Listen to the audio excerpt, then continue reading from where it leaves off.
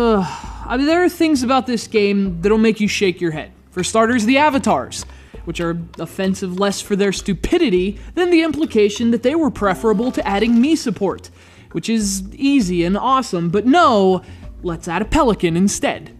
And then there are the graphics, which may or may not have caused the Nintendo 64 to break a sweat, as well as an overall lack of presentational panache, most obvious in the fact that yes, there are misspellings in a game about spelling.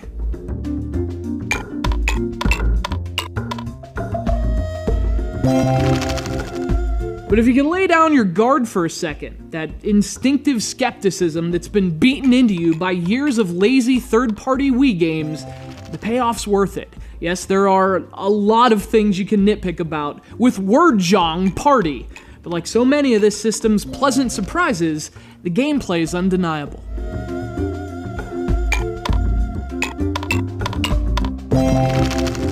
WORDJOng Party is a 2008 follow-up to the 2007 Nintendo DS game. The original was praised for being a great game with not-so-great presentation, and the same applies to its sequel. WORDJOng Party takes all the things that made the DS game so awesome and so bland, and brings them back for another round on Wii, only this time, well, it starts a party!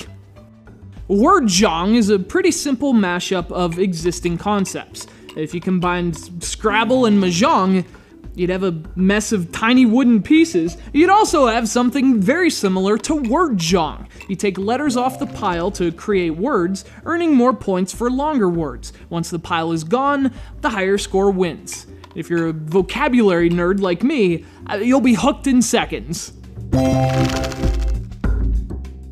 The Wii version also adds new features that weren't on the DS. The single-player experience has been fleshed out into a quest, which has you competing against a bunch of other stupid avatars on a journey up the mountain or something. But the game's biggest changes pertain to multiplayer. 2 new party modes have been included, and they're a great complement to the standard multiplayer.